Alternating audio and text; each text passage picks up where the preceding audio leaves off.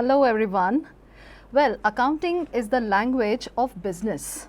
So, today we are here to learn some more of this language. I, Dr. Aarti Mudliar, Department of Commerce, the Bhopal School of Social Sciences, am continuing with yet another episode of accounting. But before this, what we have learned, let us quickly recap. We had learned about the rules of debit and credit with both the modern approach as well as traditional approach. And soon after that, we had discussed how to pass the journal entries in the books of original entries. After that, we had studied some special entries that are related to discounts. And now we are here to learn about the next step, that is classification of journal entries into ledger accounts. So what is ledger? Basically, when you are recording the journal, it is just like recording all the notes into a rough book. And that is why journal is also known as a rough book or day book or book of original entry. So whenever the business expands, they will require more and more of entries to be recorded, and thus it could be recorded in the subsidiary books, where the journal itself is classified into 8 different parts. But even after recording all the journal entries in the book of original entry, if we require a specific information, we need to get that information at a single place. So that one spot from where you get one single information is called ledger. Now ledger is nothing but a collection of all the different accounts that you have created while the preparation of journal. Like for example, if you have sold goods for cash, you have identified 2 accounts. One is the cash account and another is the revenue earned, that is sales account. So if you want the information of sales occurred during the entire year, you have to find out the information at a single place. Instead of searching all the sales information from the journal book for throughout the year, it will be convenient for everyone to find out at a single place, which is termed as sales account. And thus we need to have a separate book which shows the information, specific information at a single place. So now we have an example in front of us where we have some journal entries and we learn how to post the specific information into a specific single ledger account. Alright. Now there are classification of ledger also, that is the ledger book can be classified in 3 parts. One is sales ledger, second is purchase ledger, and the third is general ledger. Now sales ledger will have all the sales related information, that is all the sales that has occurred during the year is recorded in the sales ledger separately. Thus all the information of debtors can be extracted from the sales ledger. Whereas in purchase ledger, all the purchases that have executed in the current financial year are recorded in the purchase ledger, and therefore the record of creditors can be fetched out from the purchase ledger. Whereas journal ledgers can have 5 information as we had studied under the modern approach, that is all the assets account, all the liabilities account, all the capital, the revenues, that is incomes account, and all the expenses account could be recorded in the general ledger, right? Now when we have prepared these general ledger, we must understand that out of these 5 different nature of accounts, some accounts are permanent in nature and some accounts are temporary in nature. So the temporary nature accounts are 2, that is income and expenses, whereas the permanent nature accounts are assets, liabilities and capital. Now you must be wondering that why am I calling it permanent account?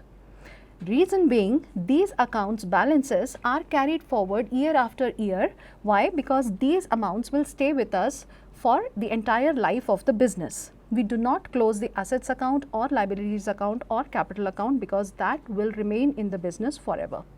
Whereas the incomes and expenses are incurred or have arisen for that particular financial year only, and as soon as we prepare the financial statements, before preparing the financial statements, we need to close these accounts and transfer their balances into an income statement, so that we can apply the matching principle and find out the related result.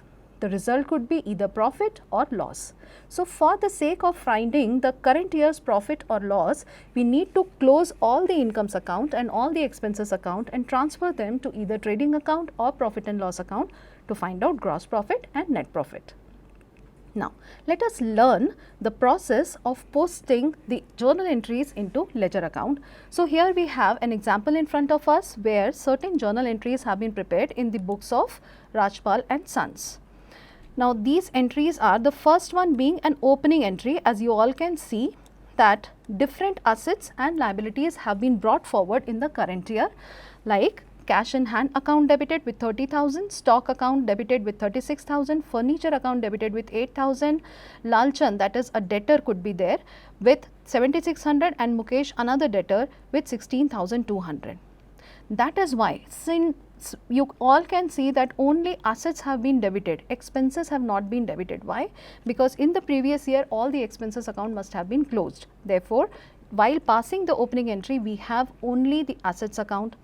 Similarly, only we can see the liabilities in the form of Ghanshyam and Vinod. These two are creditors, and with 6,000 and 8,000 they have been credited in this opening entry because we are bringing forward the liabilities, the external liabilities for the current year, and they will continue in the future years as well. Similarly, the capital account is also a permanent nature account, and that is why in opening entry we have shown this. Why? Because in the previous year these accounts must have been closed and have been carried forward to the next year. Further, we have other entries, journal entries as well. Various journal entries have been recorded over here for the sake of example, and we'll right now learn with the help of preparing one single account, that is the first one, cash in hand. So, how to prepare cash account? Let's see quickly. This is how the format of ledger account is prepared. So, there are certain compulsory columns which must be included while preparing the ledger account. There are two different sides. First thing, we need to understand that there are two different sides. One I am marking with yellow color and the other part I am marking with another color, that is green. So, the yellow part will be your debit side, which stands to the left, and to the right, that is the green part, is your credit side. While preparing the cash account, one must always remember again, right? So, you have to go back and check the rules of debit and credit once again. So, whenever you are doing accounting, you should never forget the rules. So, cash is an asset account, and whenever the asset increases, that account is debited. Alright. So, increase in assets are debited.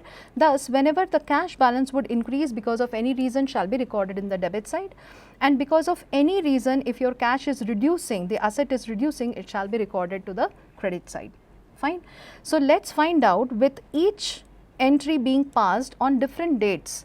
Now, in ledger also we record all the events, all the financial events in chronology, that is date wise. Similarly, in ledger account also we record all the items from journal to the ledger date wise, chronology, right.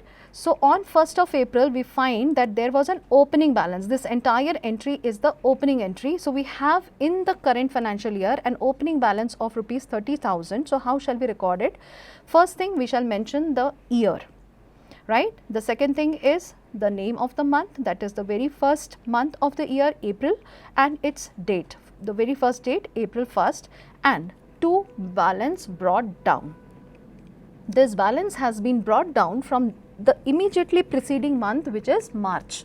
On 31st March, the previous year was closed and there was a closing balance of rupees 30,000 standing at the debit. Alright. So, that has been brought down here as 30,000.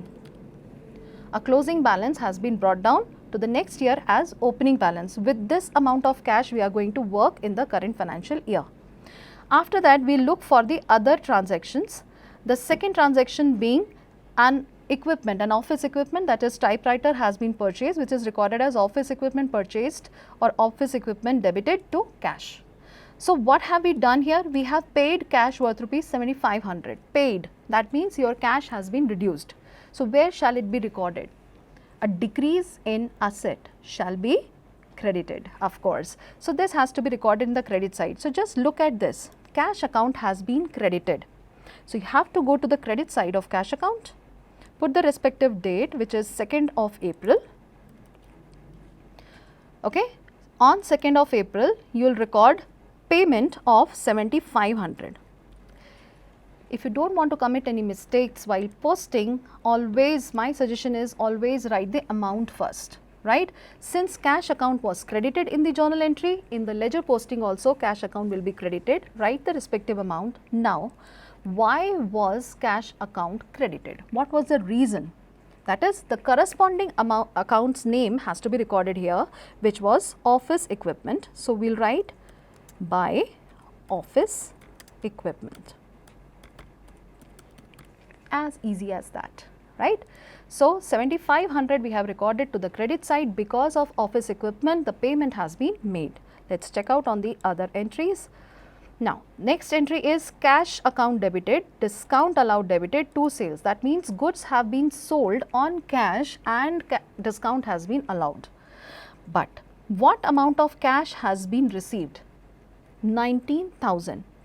Be very careful in such compound entries where number of accounts affected are more. So, here in this particular journal entry, there are 3 accounts getting affected. Cash sales have been affected, though sales amount is 20,000. But against that, the amount received is only 19,000. That means cash has increased, cash has been debited with 19,000. Now, since cash account has been debited, we will record it in the debit side, that is on 4th of April, we will write to sales. And what amount did we receive? 19,000. Yes, against the sales, we received only 19,000 because 1,000 was the discount amount. So, where shall be the discount recorded? Of course, in the discount account, a separate ledger. Fine.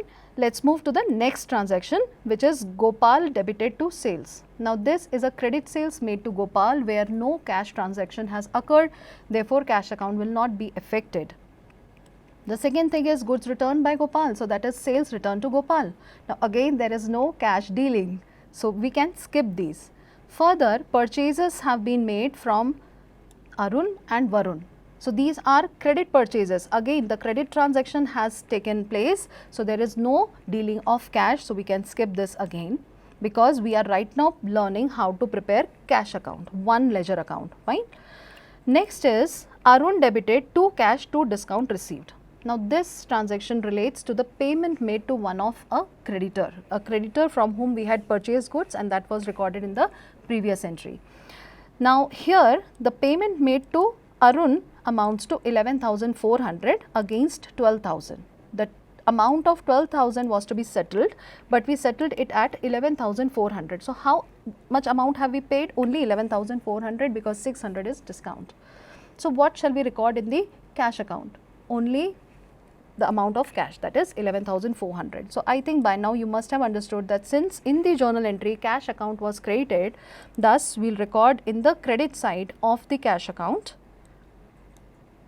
as by Arun, because we have paid the amount to Arun and the amount being 11,400.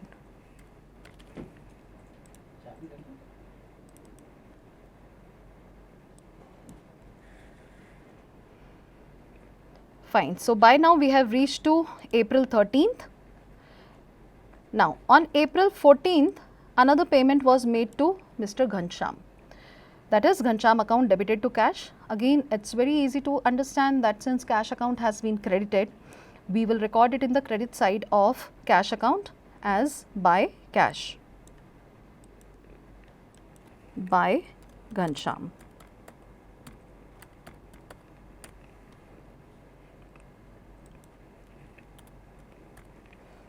And the amount was 6,000. Right. On 14th of April, an entry of 6,000 has already been entered. Now, on 16th of April, another entry we have where cash has been received, discount has been allowed, and a debtor is there who has been credited with 7,600.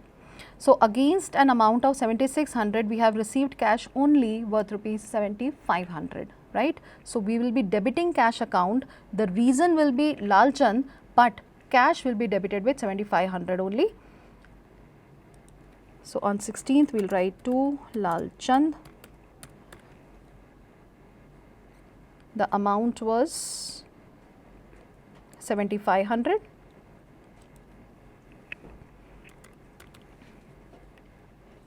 Fine. So, on April 16th also this posting has already been done.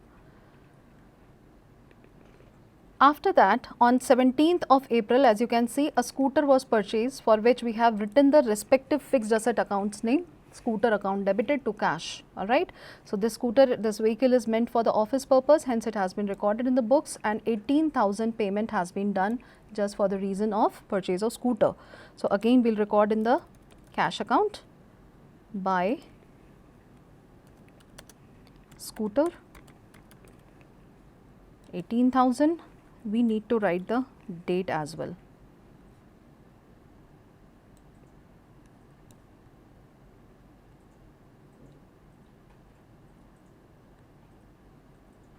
Here on 17th we had purchased scooter, so we will put the date 17th.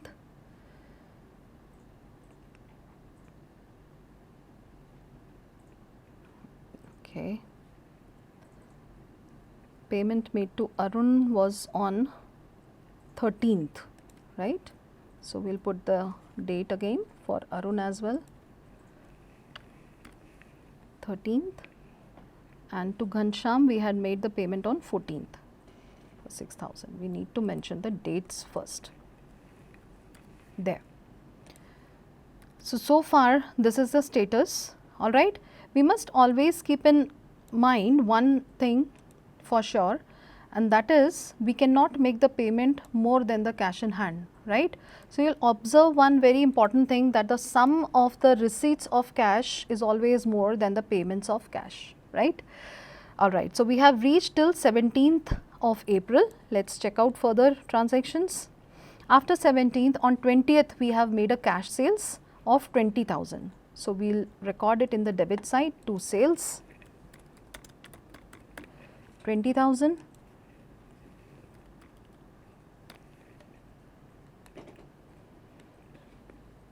Then we have again cash received from Gopal, one of our debtors, and the receipt of cash is only 4850.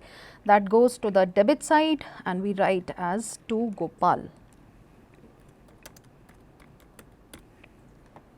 Amount being 4850.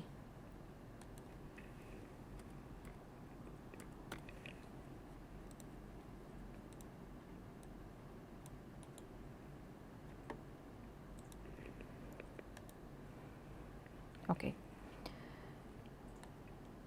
April 22nd also entered. Now, look at this particular entry, a very special thing. What has happened? You have made the payment in cash for two items, two expenses, one is wages and another is sales. So, what is the total amount of cash paid? 10,000, right? So, you cannot simply record to the credit side 10,000 directly in the amount column. Why? Because there are two separate reasons of payment and both the reasons must be mentioned in the cash account, right. So, one is wages of 7,000, another is salaries of 3,000. So, on the respective date, that is 27th, we made two payments. Together the payment is 10,000, but we cannot write it together. We need to write it separately, that is by wages 7,000 and by salaries, the date is same though, but we have made two separate entries for this 3,000. Now, sum of these two makes 10,000. Of course, a payment of 10,000 has been made and recorded as well. The next one is again a payment of cash, but this is for the owner, that is owner has withdrawn cash as well as goods, which is recorded as drawings account debited to cash and to purchases. So, cash has been credited with 1500. So, again we go to the credit side, the date being 28th of April. So, 28th of April we will record as by drawings. The cash has been withdrawn by the owner, hence drawings, and the amount was 1800, 1500. Chaliye, let's write the amount 1500. We are reaching almost to the end of this account, 1500. Fine. The last entry being drawings account debited to cash. The reason is life insurance premium was paid by the owner. Now, this particular transaction is recorded as drawings because life insurance is a personal expense incurred by the owner. It is not a business expense. Thus, it is to be treated as drawings. But since cash has been paid from office, therefore, it shall be recorded in office cash account 1600 and the date being 29th, okay, 29th of April. 29th by drawings again, and let's check out the amount 1600. So, this was the last entry. What we have done so far,